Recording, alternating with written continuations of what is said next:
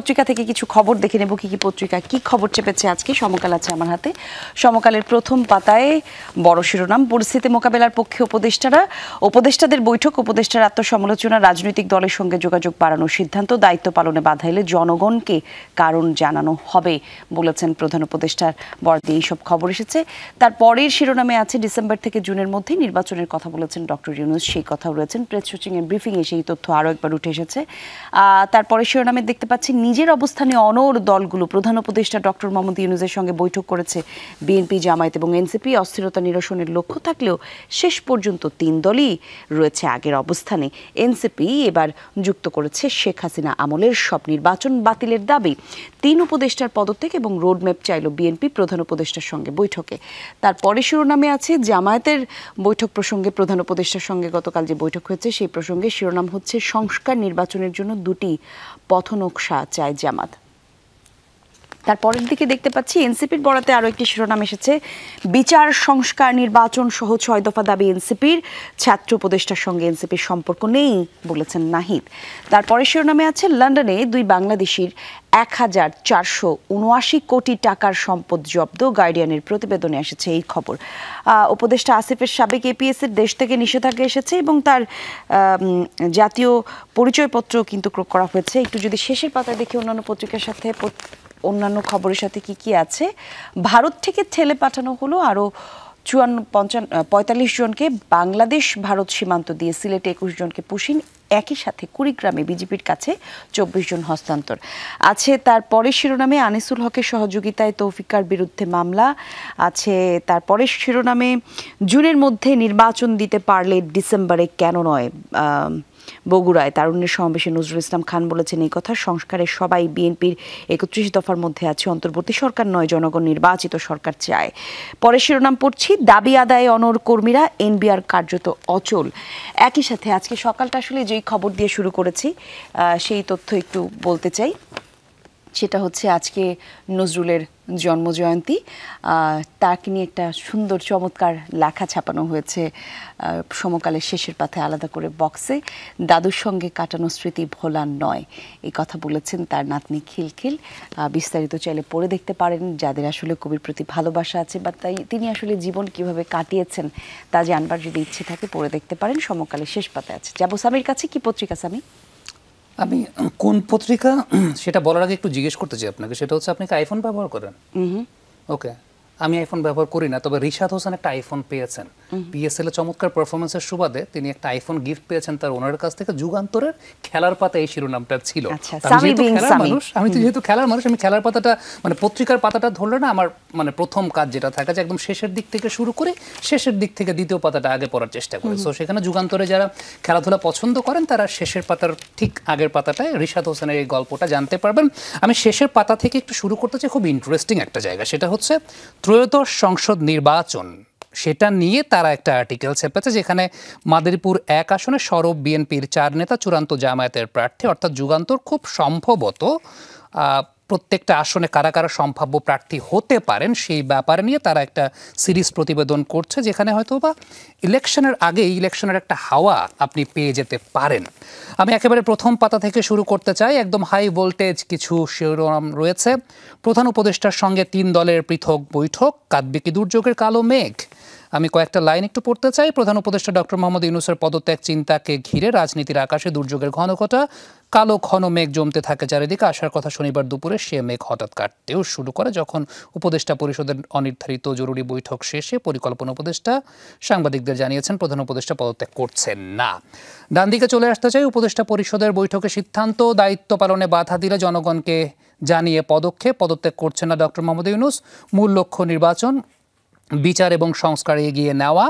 একটু নিচের দিকে চলে আসবো, সেখানে 4টা দলের ভিন্ন ভিন্ন বেশ কিছু কোট করা হয়েছে। বিএনপি ডিসেম্বরের মধ্যে নির্বাচন চাচ্ছে, 3 উপদেষ্টার পদত্যাগ দাবি তাদের। জামাত ইসলামী বলছে নির্বাচন সংস্কারের রোডম্যাপ ঘোষণায় কাটবে অস্থিরতা। এনসিপি বলছে হাসিনা আমলের সব নির্বাচন অবৈধ ঘোষণা সহ 5টা দাবি তারা করেছেন। এবং প্রধান উপদেষ্টার প্রেস সচিব বলেছেন নির্বাচন কোনোভাবেই 30 জুনের পরে যাবে না, এবং সেই 30 জুনটা হচ্ছে 2026 সালের 30 জুন। নিচে আরও কয়েকটা শিরোনাম আছে। আরেকটা শিরোনাম পড়তে চাই, আজ জাতীয় কবির 126তম জন্মবার্ষিকী। আসানসোলের রুটির দোকানের দুখু মিয়া থেকে বিদ্রোহী কবি হয়ে ওঠার গল্পটাও পেয়ে যাচ্ছেন যুগান্তরে। মোটামুটি প্রথম পাতায় এটাই ছিল, তবে আন্তর্জাতিক যে পাতাটা আছে যুগান্তরে সেখানে আমার চোখটা আটকে গেছে। খুব ইন্টারেস্টিং একটা শিরোনাম আছে, আজীবন প্রেসিডেন্ট থাকতে চান ডোনাল্ড ট্রাম্প। এই ব্যাপার নিয়ে তার ভাতিজি মেরি ট্রাম্প একটা সাক্ষাৎকার দিয়েছেন, খুব ইন্টারেস্টিং। হয়তোবা আপনি চাইলে পড়ে দেখতে পারেন আজকের যুগান্তর। কলি, ধন্যবাদ আপনাকে সামি। দৈনিক ইত্তেফাকের পাতা দেখে নিতে চাই কি কি খবর এসেছে, যেহেতু উপদেষ্টা পরিষদের একটা বড় বৈঠক হয়েছে গতকালকে, সেই প্রসঙ্গে প্রত্যেকটা পাতার প্রথম শিরোনাম হিসেবে সেই শিরোনামগুলি জায়গা করে নিয়েছে। অন্যান্য শিরোনাম যেগুলো আছে তা পড়ব। ডিসেম্বর থেকে জুনের মধ্যেই নির্বাচন, প্রেস সচিবের ব্রিফিংয়ে তিনি বলেছেন। প্রত্যেকটা পত্রিকাতেই এই খবরটাকে ফলো করে ছাপা হয়েছে। একই সাথে আছে উপদেষ্টার সঙ্গে 3 দলের বৈঠকের খবরও আছে। খুব মাঝখানে একটা সুন্দর ছবি নিশ্চয়ই আপনারা দেখতে পাচ্ছেন পত্রিকাতে, যেই সবুজ ছবিটা দেখতে পাচ্ছেন এটি হচ্ছে মিরপুর বেড়িবাঁধের ছবি। এই কৃষ্ণচূড়ায় পুরো এলাকায় সুন্দর লাল আর সবুজের যে সমারোহ, তা নিশ্চয়ই এই শহুরে জীবনে অন্যরকম একটা মাত্রা যোগ করে। যারা আসলে সবুজ দেখতে ভালোবাসি আমরা, কিন্তু নাগরিক কোলাহলে সেই সবুজের দেখার কোথায় বা মিলে, তাদের জন্য এরকম ছবিও কিন্তু মনের মধ্যে এক ধরনের প্রশান্তির বার্তা বয়ে আনে।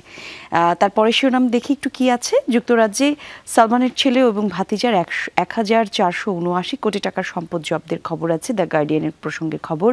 আন্তর্জাতিক চাপে লন্ডনের সম্পদ জব্দ, গভর্নর বলেছেন এই কথা। যুক্তরাজ্যের সম্পদ জব্দের প্রথম পদক্ষেপকে টিআইবির সাধুবাদ।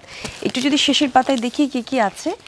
শেষের পাতায় অনেকগুলি শিরোনাম দেখতে পাচ্ছি। একটু উপরের দিকে দেখছি নূরের বক্তব্যের প্রতিবাদে পুলিশ সার্ভিস অ্যাসোসিয়েশন আছে। তারপরে পলিটেকনিক ইনস্টিটিউটের সক্ষমতা বৃদ্ধি সহ 9 প্রকল্পে একনিকের অনুমোদন আছে। তারপরে শিরোনামে আরও কয়েকটি দলের সঙ্গে প্রধান উপদেষ্টার বৈঠক আজ আছে।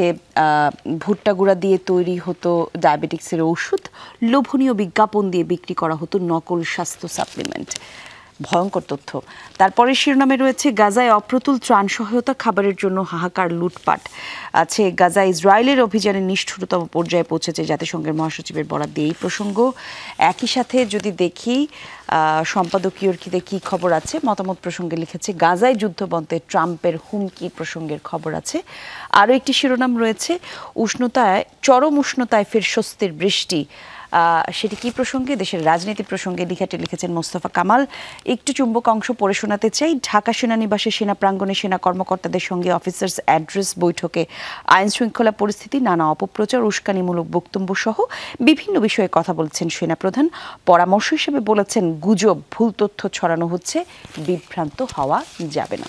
মোটামুটি এই ছিল অন্যান্য পত্রিকাগুলোর খবর। আজকে সব পত্রিকাতে যেটা দেখতে পেলাম সামি, সেটা হচ্ছে প্রধান উপদেষ্টার সাথে গতকালকে যেই বৈঠক হয়েছে 3 রাজনৈতিক দলের, সেই প্রসঙ্গটি জায়গা পেয়েছে এবং মোটামুটি নির্বাচন নিয়ে একটি স্পষ্ট ধারণা দেবার চেষ্টা করেছেন প্রেস সচিব। তিনি বলেছেন জুনের মধ্যেই নির্বাচন হবে, ডিসেম্বর থেকে জুনের মধ্যে।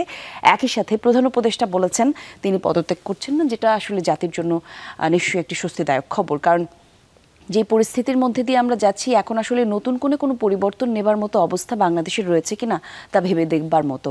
আর বাংলাদেশের মানুষ আসলে এক ধরনের পরিবর্তনের মধ্যে দিয়ে যাচ্ছে। সেই জায়গাতেও আমার মনে হয় যে সবাইকে আর একটু ধৈর্যশীল হওয়া উচিত এবং নিজেদের দাবি দাওয়া নিয়ে নিশ্চয়ই কথা বলার জায়গা আছে, সেই জায়গাগুলো আরও স্পষ্ট করে কিভাবে জনভোগান্তি তৈরি না করে আসলে নিজেদের চাওয়াগুলো, কথাগুলি, দাবিগুলো তুলে ধরবার জায়গা তৈরি করা যায়, সেটা নিয়েও নিশ্চয়ই চিন্তা করা উচিত।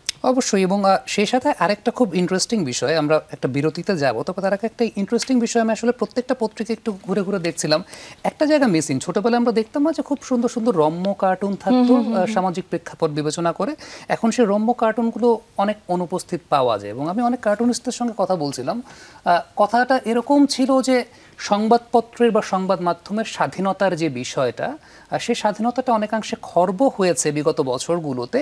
এই যে কার্টুনগুলো কিন্তু এখন উপেক্ষিত, কার্টুনগুলো কিন্তু এখন থাকে না সংবাদপত্রের পাতায়। তো আমরা প্রত্যাশা ওই জায়গাটাই করবো কলি। আপনি যেমনটা বললেন যে ওই যে একটা সুন্দর সুস্থ পরিবেশ, যেখানে হয়তো বা গণমাধ্যমের, সংবাদ মাধ্যমের স্বাধীনতাও থাকবে, আমরা সুন্দর সুন্দর রম্য কার্টুনও দেখতে পাবো, সবকিছু মিলে একটা সুন্দর বাংলাদেশের প্রত্যাশা তো আমরা সবাই করতে চাই।